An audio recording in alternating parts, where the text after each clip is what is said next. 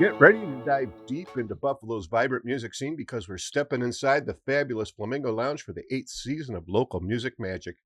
In the Flamingo Lounge with Rockabilly Greg is more than just a podcast. It's a collection of stories that delves deep into the vibrant musical history of Buffalo and Western New York, creating a living archive where each story adds a unique thread to the overall narrative. This season, we're taking a deep dive into the heart of the music community. Join us for personal conversations with musicians and industry pros, where we celebrate the collective creativity that makes our favorite artists, venues, and events so special. But before we get started, I'd like to give a big shout out to our sponsors, CatsLikeUs.com, Diamond Hawk Golf Course and Pub, and valued supporter Buffalo Ironworks for helping to keep the music alive. This week's guest in the Flamingo Lounge, Chris Panfil, is a seasoned solo performer, songwriter, and multi-instrumentalist specializing in Americana-influenced songs, pop rock, and country. His palette includes vocals, fiddle, mandolin, harmonica, and various guitar styles. Chris is a longtime member of the award-winning bluegrass band Creekbend, joining in 1985 and later switching from mandolin to guitar. He is also a former Nashville studio musician who spent over a decade playing with touring acts and working as a session player. He has served as an instructor for the Bluegrass Academy for Kids for over 16 years. It is my honor to welcome to the Flamingo Lounge, Chris Panfil. Chris. How you doing, Greg? Good. I'm doing great. Welcome to the Flamingo Lounge. It's good to be here. Now, that was obviously just a very short intro because you have quite the storied career, and I'm excited to hear your stories. I found a mistake in my little bio. Oh, there. wow. And that was Creekbend was not 85, although I've been with them on and off since 85. It was actually 95 because if you did the math, it would look like my resume was being. Gotcha. Helped. All right. Well, we'll have that fixed on the website because, of course, we'll have a full bio of everything you've done to this point, at least, up on rockabillygreg.com. But before we get into that, I always like to open the show with, did you have an aha moment when you said, man, music's what I want to do? Yeah, I was warned about that. I was warned that you were going to ask that question. And I did give it some thought. And there were quite a few moments when I was quite young. But I realized that I became a musician when I was a member of the St. Paul's Cathedral Men and Boys Choir. Way back when, I must have been 8 years old. Okay. 8 or 9 years old. And we were the only professional choir that I know. We were a paid choir. Mm-hmm. And we were well rehearsed in the Royal School of Church Music.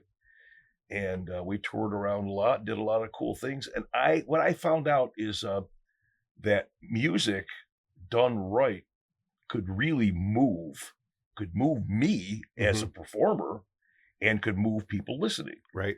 And that made me think, boy, I want to be part of that. Mm-hmm. And I think that was probably what hooked me the most. Right. Now, was that here in Buffalo? I was here in Buffalo, yeah. Wow. Yeah. So, but what time frame was that? Well, if I was, it would have been 1968. Wow. Okay. Something like that, 69. Yeah. Oh, that's great. So now, once you did that, when did you start playing? I started playing probably while I was still in the choir. Right. My dad always encouraged us very strong. He was a musician himself, and he encouraged us to get into music. And he gave Mark, my brother, a banjo.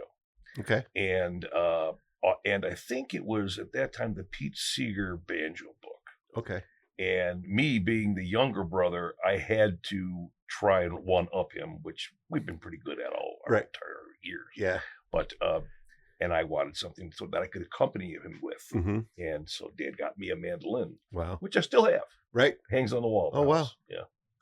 And so I started playing mandolin, and I kind of followed him wherever he was going. We put a band together pretty young. Wow. Now, is mandolin a tough instrument to play? Very difficult. Is it? No, it's not. No, it's not?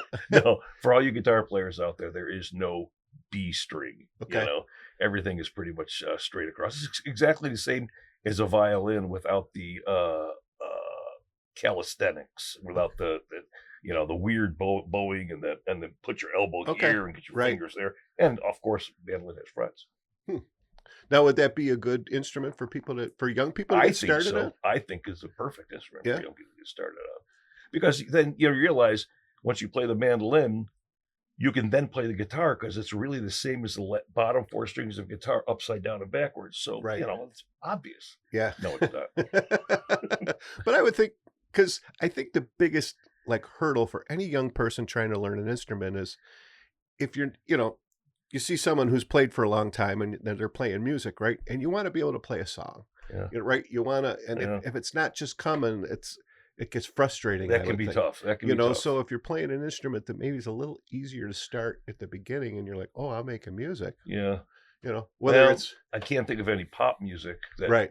Except for Maggie May, Right. One of the things about the mandolin is the fact that it's got 2 courses of strings right next to each other. So if you stop and think about it, when you place your fingers down on it, it's not like you have that cheese wire cutting into your finger. Right. You've got 2 strings to spread out that pressure. Sure. So that's kind of easy. Makes it easier. Now, at that time, were you into bluegrass and that kind of music? Yeah. It was when bluegrass was getting rediscovered by the folk movement. Right. And so there was an awful lot of it going on. Yeah. My first album that I memorized front to back was Flat and Scruggs at Carnegie Hall. Yeah. And just learned everything, learned every instrument, learned every break, learned, Charlie McCoy things. And, just ripped that one up. Yeah. Because I think that was when Ricky Skaggs and, yep. Oh gosh, who's the other? Oh gosh, he played. Gosh, he was just at the Riv a year ago, and gosh, I think I saw you there. I've got a picture on the Marty Stewart. Oh, Marty Stewart. Marty Stewart. Okay, yeah. And exactly, they were we're exactly the same age. Oh yeah, okay.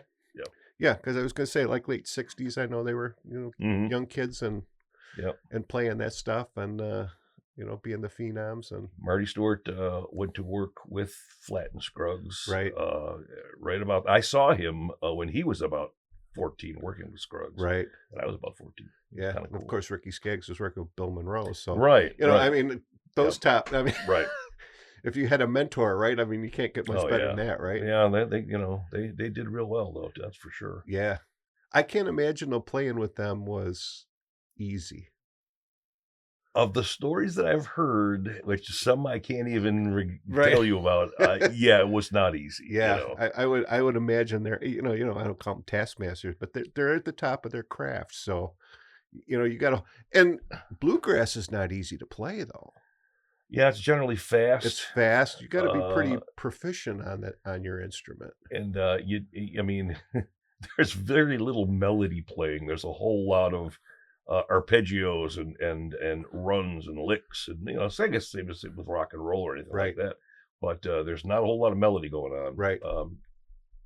Which is especially when you're younger, Is bluegrass kind of equivalent to jazz in the fact that it's very improv-y? Yes, and very much so, because it's for the most part all improv, or at least that's the way I always took it. Mm-hmm. I'm sure there are people who learn these things from rote, read it, from a book or on some kind of notation. But no, it's very much like jazz because I pretty much improvise I'll say 90% of the time. Mm-hmm. When I do a lead, I'll improvise it. Right. Because you pretty much know your way around the fretboard, so you're just you have listening. To. Yeah, so you're just kind of listening to what's happening. And because I always get impressed with you guys when you're up there at Sportsman's and with the Twang Gang, and everyone's just kind of watching each other. And oh, we never played this one before, but you wouldn't know it. No, we for the most part, when you look at, speaking of the Twang Gang and us, but we have played together before. That's for sure. We know we kind of know what the tendencies are. Yeah. There is a lot to be said for that. I know I've mentioned it a lot here on the podcast, like with me and my buddy, and we've performed together for 20 years, and I know his little nods and his little, and and if I hear him missing something, a note, I know he might take a little extra time between verses, and and then I'll just look and he'll give me that nice little nod, and then we'll go back in, and so it's fun to have that kind of thing when you're on stage, if you will, as opposed to. It's kind of, well, and you know this, it's fun to have your tribe too. Yeah. Oh, yeah. Yeah. The country tribe or the bluegrass tribe, Mm-hmm. those are your people. Yeah. You come from the same repertoire, and you've probably read the same books and seen the same this and that and everything. Sure. Yeah. Now, do you have like a favorite bluegrass or musician that you kind of like? Yeah, I want to play like that guy. There's so many of them.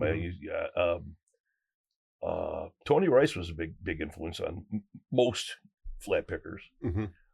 Tony Rice, and I'll tell you, Billy Strings, man, he's ripping it up. Boy. Right. He's ripping it up, and doing it right too. Mm-hmm. With a big nod to the traditional. Mandolin players. I was always a big David Grisman and Sam Bush, Mm-hmm. fan. Fiddle players, there's so many. Yeah. Too many. Charlie McCoy, harmonica players. Yeah. Yeah. There's some great stuff. And I always get intrigued because, I never learned.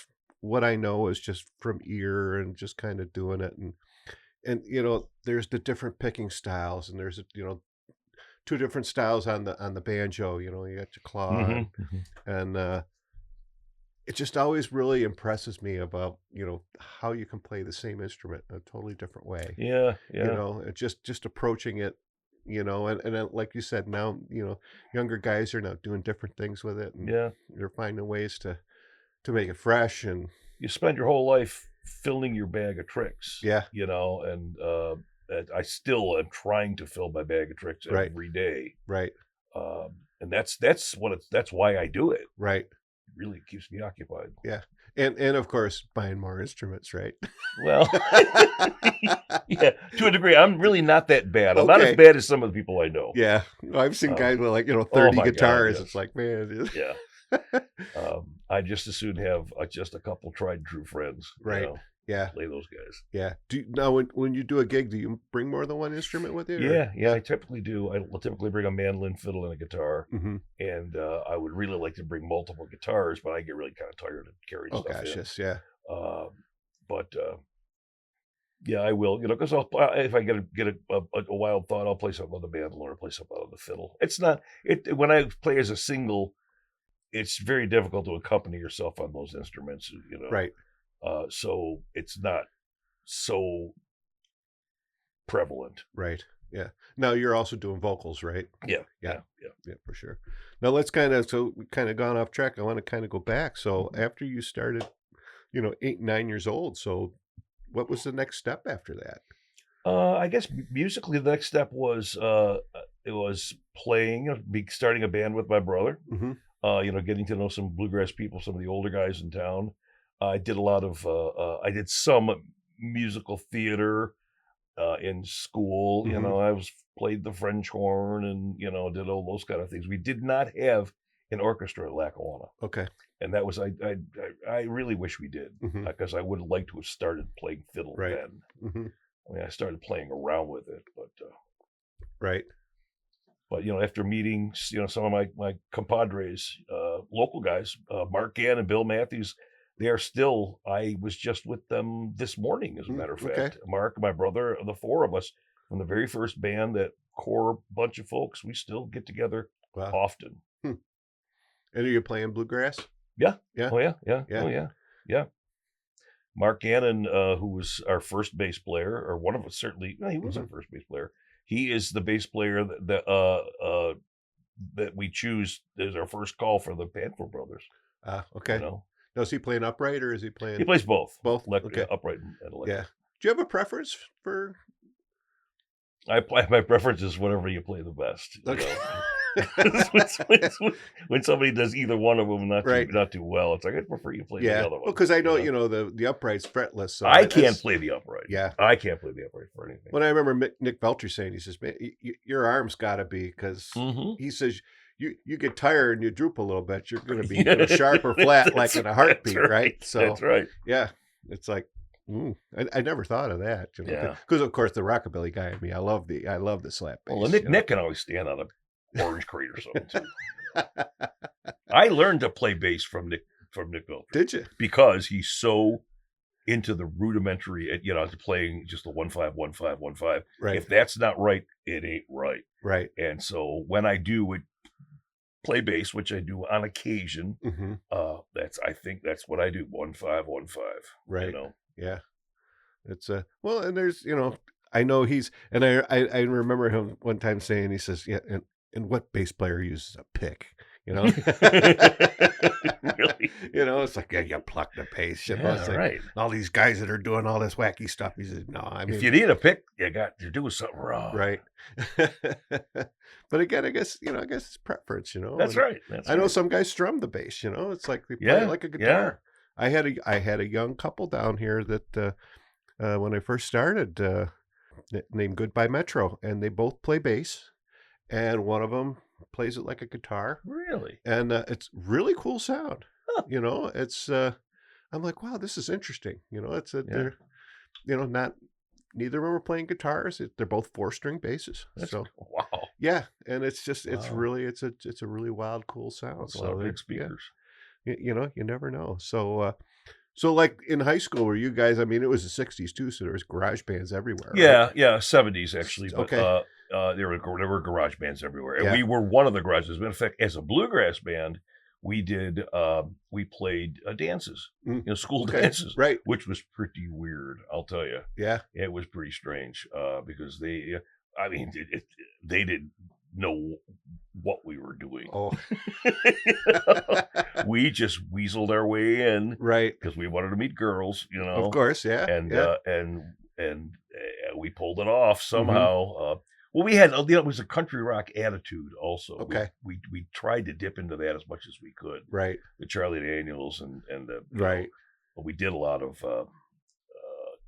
old country rock. Yeah, well, Southern rock in the early '70s was starting to get big. You had Skinner. It was that kind of. Oh, stuff, it was huge. Yeah, and so we did a lot of those tunes. Yeah, but I remember being in in gym class. We had to learn to square dance, and and it was like, well, this is kind of this is square, and but then you get older, and it's like, this is fun. And the music's the music's a lot of fun to listen to, and it's just so upbeat. It's a real key thing in bluegrass, especially fiddle playing.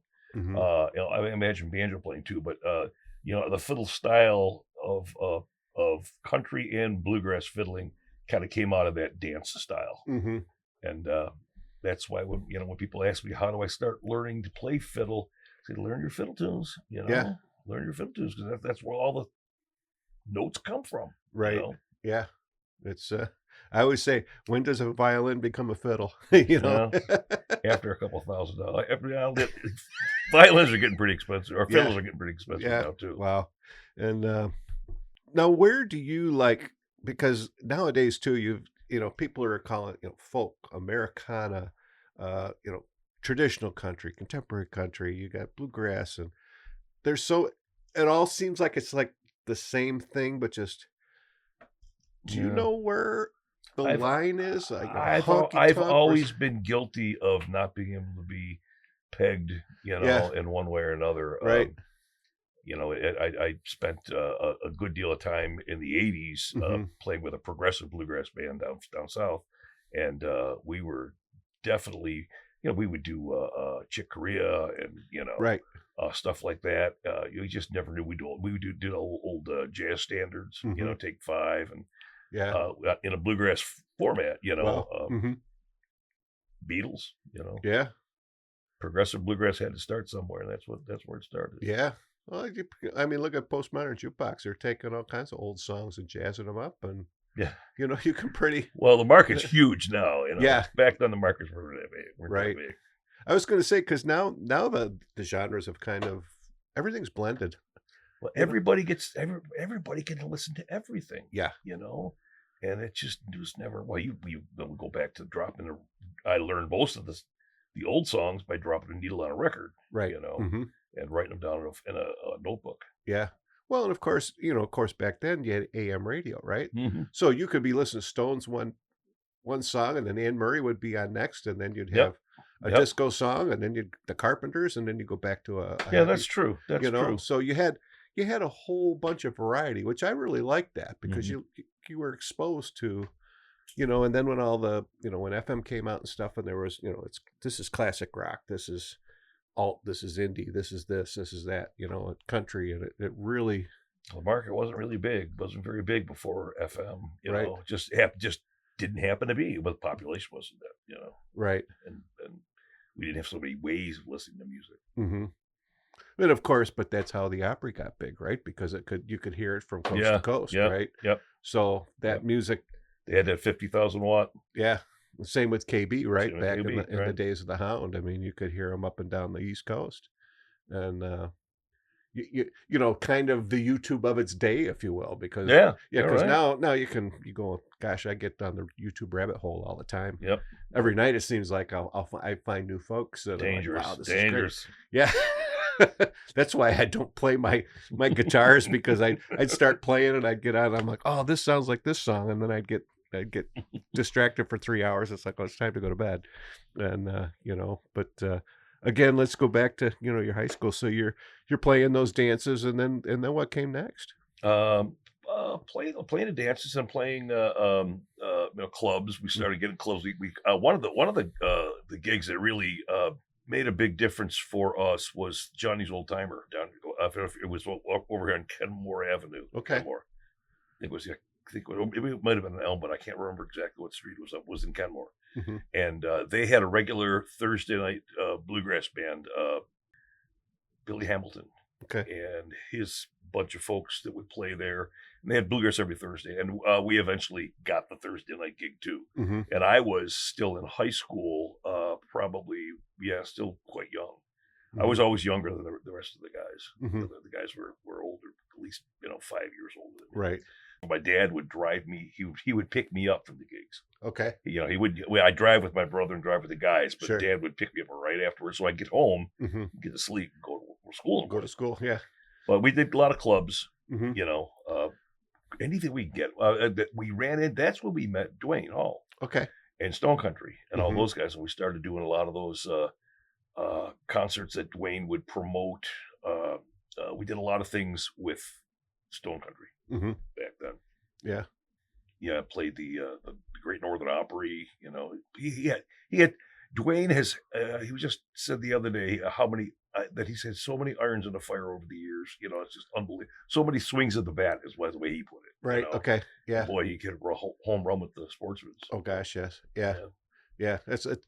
Gotta love Dwayne. Gotta love Dwayne, and it's one of the best place in town, in my Yep. opinion. You know, I always say, I was talking to him one day, and he says, "Man, I've never been to Nashville, and been to Memphis, but I have never been to Nashville." And he says, "I want to go to a honky tonk," and then I'm like, pinch myself and say, "Why? I'm in one. Mm-hmm. I'm in a real live honky Yeah. tonk here in Buffalo. You know, and It's cleaner than a lot of the it's places. cleaner, but it's got that vibe. You know, it's just got that great. Even with all the changes they've made, they've managed to keep that Sportsman's vibe. I always thought that because didn't he have the moniker the honkiest tonk in Buffalo? Or Yeah, something? yeah. And that was originally there was a place in Austin that used that, and it was Ginny's something. And I'd been there. Boy, that's where they have a chicken crap bingo. Oh, And on Sunday afternoons on the pool table, they put a big board Yeah. on the pool table and a bingo board, right, and they put the chicken on there. We were in chicken craps. right. That's where you're. But that's Ginny's. It's kind of like cow flop bingo, right? Yeah, I've seen that. yeah. Just a bigger board. But so after that, let's see. And right around at that time, we played with country rock a little bit, where we Mhm. brought country or electric instruments and tried to keep them from buzzing too much, and, Right. and played around in that. But right about that time, that's when I graduated from high school. I decided I wanted to leave. Well, I followed a girl Right. to Florida. Her Mhm. family moved there, and as soon as I moved to Florida, I met up with a bunch of guys. They call themselves Bluegrass Southern Style, and they were a bluegrass band in Tampa, St. Pete, Bradenton area. and playing clubs and bluegrass festivals. A lot more festivals down there in Florida, and we started doing USO tours. And that was really cool. Had a lot of fun. Met really great friend, Lance Lubin. Lance was the mandolin player. I was playing fiddle with those guys, and we went out to play together later on. But there was a club there in Bradenton that used to be frequented by Dickie Betts and a lot of the folks from the Allman Brothers. Right. They lived down there, and we played there. And another band that played there, Dennis Wallace. It was what they called Hot Biscuits, and they were great. But I met Dennis Wallace, Steve Stadler from Buffalo, New York, great banjo player. He moved down there also. He got together with Dennis, and they wanted to start a band. So they called me up, and they said, we think you'd be a perfect lead singer for bluegrass, for the progressive bluegrass band. And Tom Jackson, actually from Buffalo, also came down to play bass. And we had a wonderful go with it. I'll tell you, we had a really great time. Right. On the beaches. Did a lot of festivals, did a lot of radio shows. We had a really fun go. We did touring, and eventually Tom left. Lance became the bass player, and it was a really great thing. There's a lot of stuff on YouTube still of Sleepless Nights. Sleepless Nights was the name of the band. Okay. Yeah. Now, were you pretty much touring around in that Florida area? Did you get out of Florida? Pretty much the south, the southeast. Okay. We get as high as Memphis. Okay. As far over as Baton Rouge. Right. But then east Gainesville. Yeah. But mostly the southeast. And we had a great time. It was probably the finest playing I think I'd ever done was with those guys. Yeah. Don't you play any of the fun places on Beale Street in Memphis? No, we played. We played at we had a 2-week stint at a club there. I think it may have been in a mall. Okay. But it wasn't. That wasn't they weren't all great tours. That's for sure. Yeah. 1962 Rambler. We would travel in with a trailer, pulling a trailer full of equipment twice the size of the car. Right. Little Nash Rambler rolling back. That's it. Oh, it was funny. It was funny. Now, do you have recollections of a room that you were like, when you played it, you were like, wow, I can't believe I'm playing here? Oh, yeah. Probably the Tampa Theater. Tampa Theater is a theater very much like if you took Shays and you condensed it down to about a third of that size, but you kept all the ornamentation. Okay. It's just absolutely gorgeous place. And we played a concert there once with for a radio station in town. And I'll never forget that. If promo pictures are still around of Sleepless Nights, that's where they were taken. That was fantastic. Yeah. It's you get into some places and it's like, man, if these walls could talk, right? Oh my God, yeah. It just has that vibe to it, We had a standing gig at the Garden Restaurant in St. Pete. That was also another one. The Peanut Gallery in St. Pete or in Tampa. We were pretty much regulars down there. Right. Now, did you ever get a chance to play the Opry or the Ryman or? No, I never did. No? I never did. As a matter of fact, by the time I moved to Nashville, I don't want to leave anything out too much, because during that time I also went. I think that's I after Sleepless Nights I came back and I worked with Creek Bend for a little while. And then I went with the J.C. Thompson Band. Okay. And I spent quite a few years with the J.C. Thompson Band. We had a blast also. It was a heyday of new traditional country music. Okay. And I was a fiddle player, guitar player, harmonica player. And they were just a lot of fun. We eventually went to Nashville to record a CD. Record a tape is what it was. Record a cassette tape is what it turned out to be. And I had already made the decision as soon as we go to Nashville, I'm staying. Okay. You know, if I'm good, if you're going to get me there, I'm staying. Right. And so I did. Yeah. Stayed there for about 2.5 years. Yeah. Now it was a different place than it is now, right? Yes, it was way different. It was a big small town. Right. Was it more like Buffalo then, Yeah. like what we would be now considered, or a little bigger? Yeah. Size-wise, probably. Yeah. Probably very similar. You know. But right about the time I started leaving, I mean, just before I left, the crane started moving in downtown, and they haven't left since. Right. You know, it's just it's insane what goes on there now. Yeah. Nashville was fun. It was I got in, we did JC did their CD or their tape at a studio just outside of town, and I got hired by that very same studio so I had a job when I left. Okay. And I did demo work there, so I played on people's demos. Right. You know, and that's where people come in from out of town, and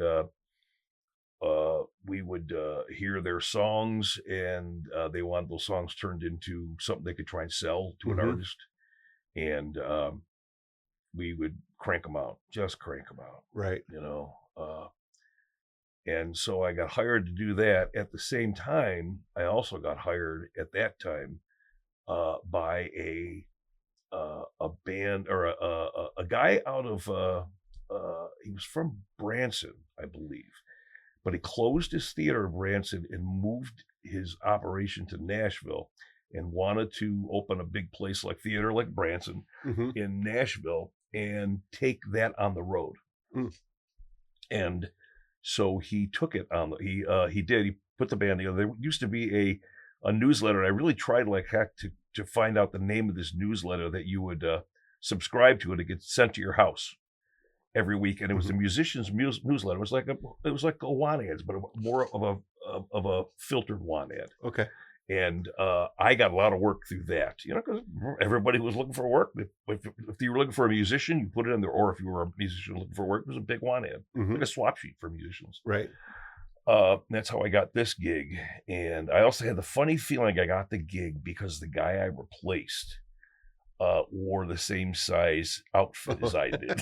Fit the suit. I fit the suit. I even fit the boots. You know, I thought, come on, guys. You know, because we would go on tour, and we did a lot of costume changes. It was a whole deal. It was like a Vegas kind of like a Branson type show, right? And you know, it's expensive to buy those outfits, you know, all the costume and everything. That's right. So I played with them on the road. And that's why I did happen to bring the schedule for the year and a half I played with them. And you were showing me that. It's my gosh, folks, you know, when did you breathe? I mean, I don't know. You know, May 15th, you know, Chillicothe, and then you know, all the way to August 26th, Durant, Oklahoma. Oh well, that's my birthday. Is it really? Yeah. Well, we were everywhere. I mean, we must have done. What is it? It's got to be. It's got to be in 1 year. Wow. That's got to be 60 or 60 dates easily. And these are all road dates. But anyway, I did that. I did also at that time. What got me off the road with them was I landed a house gig, which is, I'll tell you, landing a house gig in Nashville was a big deal, because if you could manage to stay in town and live, be able to feed yourself, you know, and pay some rent, you were a lucky person, boy. Right. So it was a house gig at the Stagecoach Lounge, which was right outside of town, but it happened to be the kind of place where people would go. A lot of the touring musicians, a lot of the musicians in town would go there because it wasn't down on Music Row. Okay. It wasn't in Printer's Alley or Music Row or anywhere near the Opry or anything. It was just a place they could go and hang out with their friends, and the band was fantastic. You know, you know, the keyboard player was typically played with Lyle Lovett, and he was absolutely incredible. Right. Looked like Leon Russell. Sang like Leon Russell. A lot of really, really great players came through that band, and boy, they paid horribly, just horribly, unbelievable. I don't want to try and pretend I remember what it paid, because it wasn't really, but it was a house gig. It was 6 nights a week. Yeah, You know, it's unbelievable. No, at that time, did you have a family or a wife or anything? No, at that time, I had a wife at the time. Okay. Yes, I had a wife then, and Pam has been just so fantastic at seeing me through all these things. You know, Right. We met when I was with JC, Mm-hmm. so she moved there and she loved it. Mm-hmm. She loved Nashville. I started to see the writing on the wall after a couple of years. Okay. And realized, especially when you looking at the dates that I saw there, looking at the money that I would make as a if I staying in town. Mm-hmm. I'm not an 18 player. Right. I was not going to get on the A list. Okay. It just was not going to happen because those people are lightning strikes. Mm-hmm. And the B list is okay. Not real. It's still not. It's not what you strive for. You know. Right. Yeah. And I looked at the road and the possibility. Most people survive on the road by being on the road. I'd be hard pressed to name one that still had a marriage together. Right. And hard pressed to mention one that still had, could see their kids, that kind of stuff. Yeah. And I really read the writing on the wall on that. And I said, I also had a teaching degree by the time I had a New York State teaching certification. And one hot August day, I was floating around the muddy old Hickory Lake, Old Hickory Lake. I was floating around in a tire in sight of the rayon factory, and it was like, what the hell am I doing here? Yeah. It's like 95 degrees out. There's no breeze.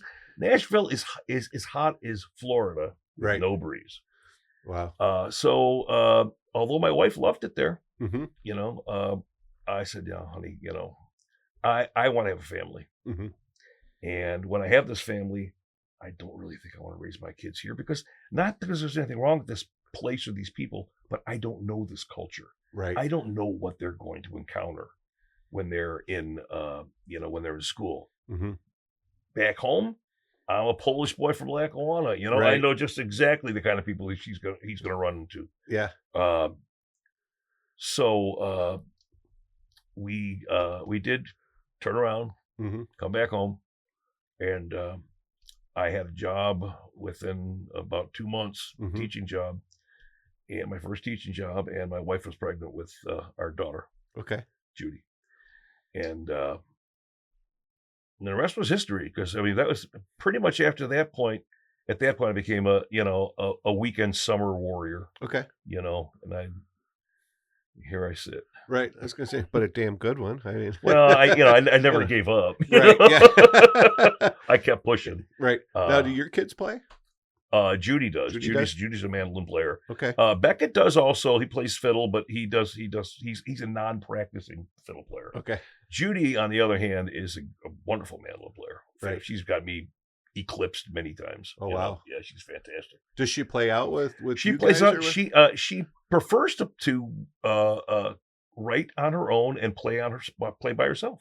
And she does a lot of things by herself. Right. Judy Panfil. Right. She reimagines herself all the time. And this is the new thing is she's just an astonishing mandolin player. Right. Wow.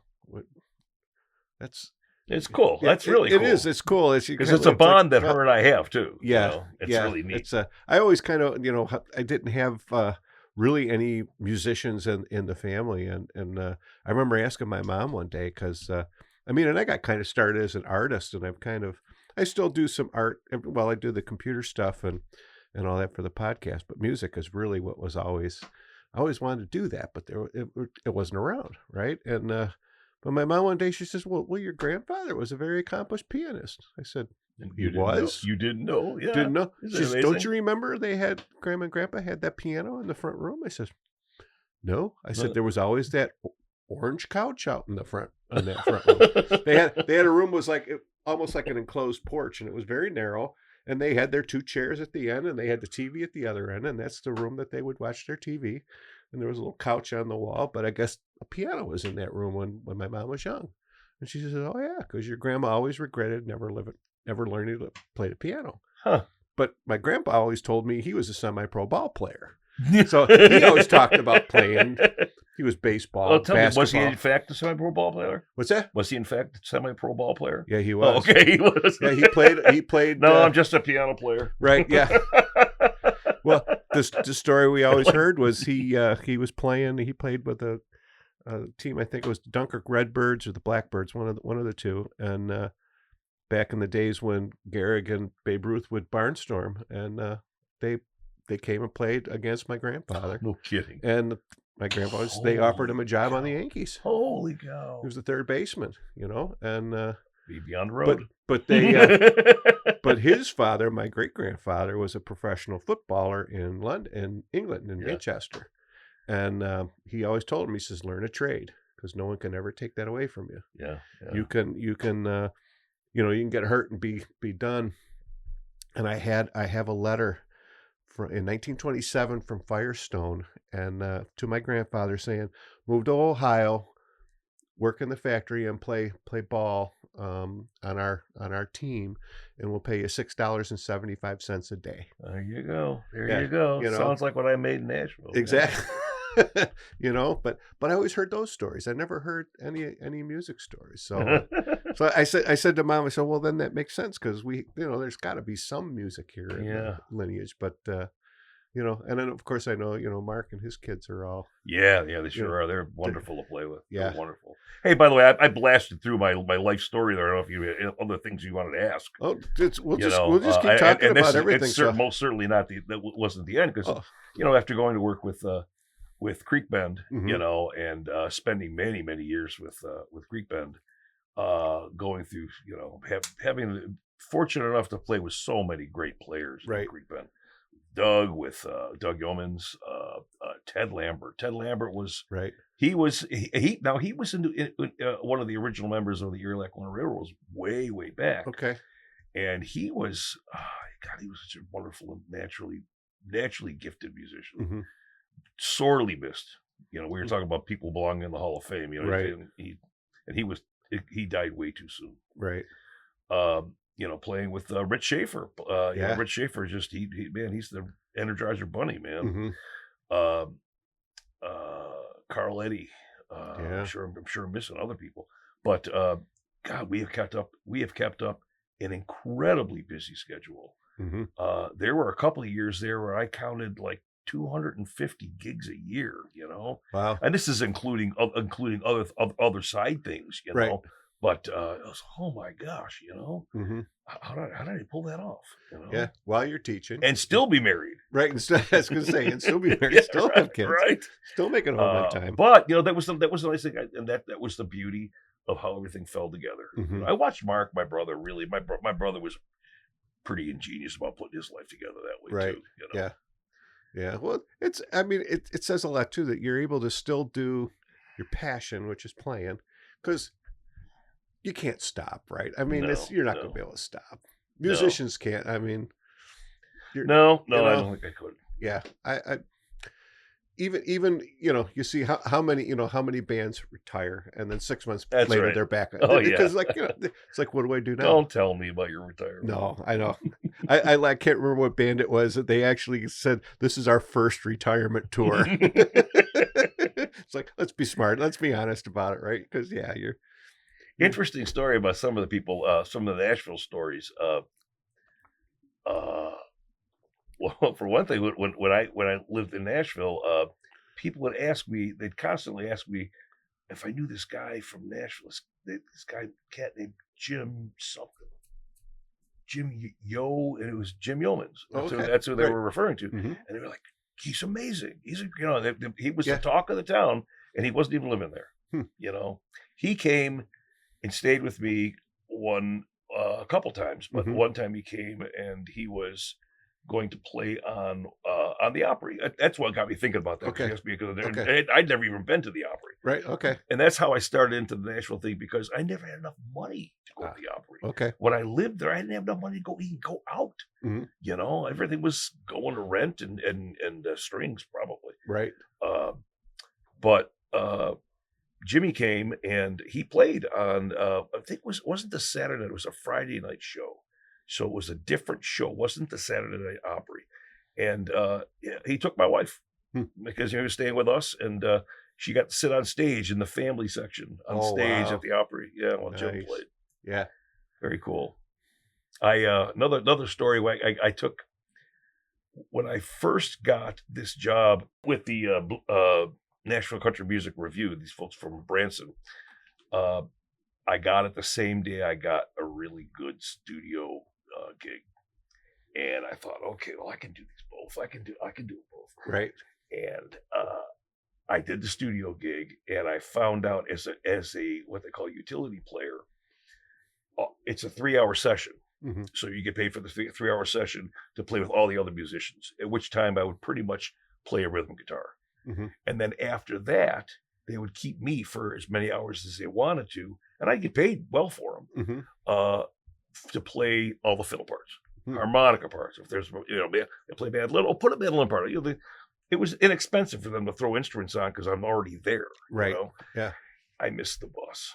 I missed the bus to go on my first road gig. Oh. And so bound and determined to make this gig, I went to the Nashville airport. My wife dropped me off. I rented a car and I drove from Nashville to West Palm Beach, Florida, and beat the bus there. Oh, no kidding.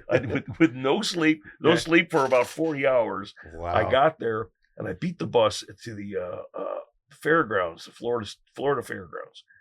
And I walked in the dressing room and I sat down and I look up on the wall and I see who am I playing with, and who walks in the door but little Jimmy Dickens. Oh wow. little Jimmy in his regular street clothes, which was like Bermuda shorts, and sunglasses and a white baseball cap. Mm-hmm. And I look at the wall and I see the set list, and it's all these Opry stars, Ray Pillow, Porter Wagner, all these people are on this show, and they're all going to share that dressing room with me that day. Wow. I have this gig I don't even have the gig yet. Mm-hmm. And what it turns out to be is we would back up these Opry stars. Oh, okay. Because with the Opry, and that's what Country Music Review did a lot. There was a period of time there when Garth Brooks was very famous, was getting really big. Joe Diffie, all these country music was turning really poppy, or at least they were making a lot of money. Right. So when it came to the Opry, who they would call to the Opry to come and do Opry shows, they weren't calling Jack Green and G.D. Seeley and Sheb Woolley. They weren't calling them. They were saying, "You come out and play." And these people couldn't pay their bills, so they had to go on the road. Right. And the easiest way to do it was to go on the road with us. And this guy Richard Thompson was his name. He put together this system where they went on the road with us, low overhead for them because they'd actually stay on the bus with us, and we would back them up. And so all these dates here were with all kinds of country stars. Wow. Old Opry stars. Right. And that was really cool. That was neat. I'm trying to remember who I watched the Bills, the wide right game with. Oh, it was the guy Del Reeves. Okay. He did the song "The Girl on the Billboard." Okay. And he had a bunch of money on the Bills for the Super Bowl, and they lost, and he was so mad at me. It's like, Del, wasn't me. I had nothing to do with this. I don't even live there. I just right. He was so angry. Yeah. But those were cool experiences. Right. Those were neat. Yeah. I'd have to imagine too. Those guys probably knew their stuff too. Oh right? yeah. Oh my goodness. Yeah. Yeah. I mean, it's well, they knew how to be themselves. They knew how to be the star. Yeah. And they had hit songs. Yeah. So we just have to learn their hit tunes. Yeah. And we get the week before, Richard would get us all some tapes, or at least actually what they did is he just told us what they were. We had to go out and find the songs. You know, learn them. Occasionally we get a chart. That was fun. That was an interesting twist on that whole thing. Yeah. Got to meet some really nice old Opry stars. Now, do you read music? I read enough to get myself out of trouble, or maybe into trouble sometimes. Right. I don't sight read real fast. I find the note and the key it's in, and I follow it like a piano roll. I follow it up and down, up and down. Right. So if I want to do if I want to do something, learn something fast, which I have had to do many times for church gigs, I will go and just find on YouTube, and one run through most of the time. I could between that and the music, I could write my notes and be done. Yeah. Yeah. Good just old always YouTube. always faster by ear for me. I never slowed down enough to read as well as I should have. Right. But I mean, at the same time though, you've got that feel from just kind of learning it by ear too, right? Yeah. Because you're playing it the way you think it should play. Right. Which my brother would disagree with many times. What are you doing? I tell him I'm playing folk music, man. You got this. I'm interpreting this. That's song, right. Where'd you get those chords? That's probably the favorite thing we go between the two of us. Where'd you get those chords? Chords? I don't know. I made them all. Yeah. Now Creek Band's still playing, right? Oh yeah. You guys are still. Yeah. It's what you and Mark and Rich and Rich, Sally, I think. No. It's Brendan Gosson. Oh, that's okay. Brendan Gosson is a fiddle player from Central New York. Great fiddle player, great guy. He's been working out really well. He also plays with the Folk Faces. Oh, okay. That's where I know that. Yeah. Mm-hmm.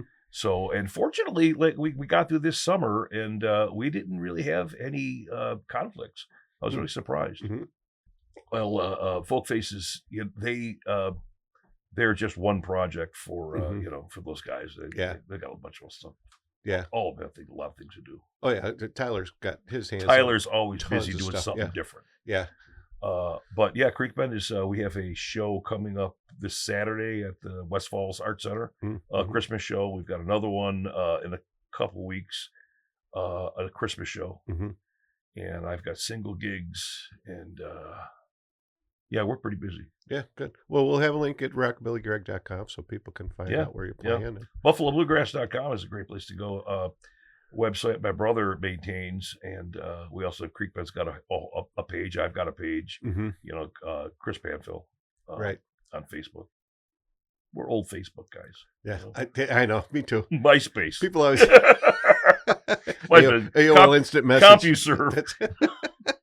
Ask Jeeves.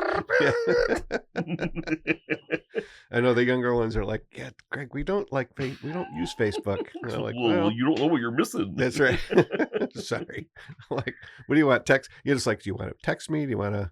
Because some people because I use Facebook, and when especially find a younger musician, I'll reach out to them. They're on, and I won't hear from them, and they're like, Greg, we just don't check that. That's for you value old in people. that. You know? Come on. They're like, we have to have it because you old guys are on it, but it's just like USB, Universal Serial Bus. Right. If it's universal, why do you change the size of it all the time? Exactly. If Facebook worked, it did. Leave it. It still works. We don't need Instagram. Yeah, all this TikTok or and all that. My TikTok.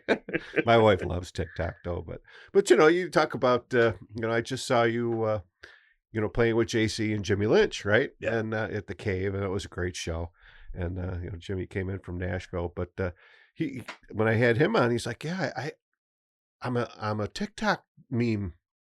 Somebody did one of his songs. That. People like slide in the garage to one of his. Yes, he was telling me about that. Yeah, I have the link on the site, and he's like, "What is that?" He's like, "How's that happen?" I said, "I don't know. People just find this stuff, and hopefully you're getting getting some dust out of it. But Jimmy Lynch is a great friend of mine, as is JC. Right. And we go way back, and it's so funny because Jimmy, up down there in Nashville, we have a thread on, or a group on texting, and he just texts us the craziest stuff all the time. He's always it's like, geez, Jimmy, don't you ever work? You're not even retired yet. Yeah. But we get all kinds of crazy things from him. Yeah. He texts me a lot too. Mm-hmm. Like, hey, thinking about you, buddy, and here's this, then it's like, what a great guy. He is a great guy. Fun. So much energy. Gave me a nice picture. Yep. When, yep.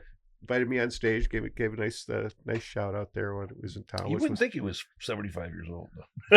I mean, he looks great. Oh yeah, he looks very. Oftentimes he texts me that he's in the gym. Mm-hmm. He's not in his 70s. No, Jim, no, because he's like my age. I think. Yeah, he's like 61. 60, yeah, I think that's where he is. Yeah. Don't quote me on that, but because I don't remember having that conversation with him this year.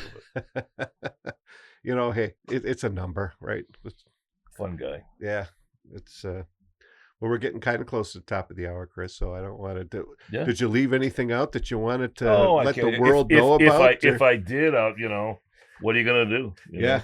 Well, we have. One of the things I did want to mention, because this needs to be mentioned more often than not, is that we have a bluegrass club that we work with. Mark has been doing this for many years, called the Buffalo Bluegrass Youth Ensemble. Okay. And we get together every second Monday. And as a matter of fact, it was Mark Panfil, myself, Mark Gannon, that very first bass player that we ever worked with and still do, and Bill Matthews. We are the instructors for this, and we've been doing it for years now. And it's our Monday night, faculty meeting club. Right.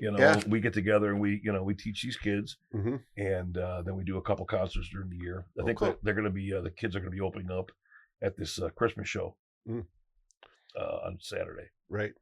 Now, what age levels are these kids? The age level, I think, I don't quote me on this, but I think it's got to be 7 or 8 till to a senior high school. Okay. Yeah. That's about what it is. I've never actually looked at the rule book, right? Yeah, but that seems to be the ages. Yeah. Well, that's great that you guys are, that's cool. Playing it forward. Yeah, absolutely. Yeah, and just keeping it going. What's neat about it is Mark takes the young kids. He taught. Young kids. He taught elementary school, right? And I taught middle school and high school. So I take the middle school kids because I can. Yeah, they're tough. That's right. I was a youth leader for a while. Yeah, you know what I mean. Oh man, the middle schoolers. I can, so I do. It's my gift. That's right. Back to the community. Yeah. You get a 6th grade boy and an 8th grade girl in the same room, and man, it's it's just wild. I have a lot of fun because I don't have to fly by the district rules. Yeah. Yeah. We want to laugh. We want to tell jokes. We want to spend the whole time telling jokes. That's fine too. Sometimes that's what works. Right. Now, what do you teach?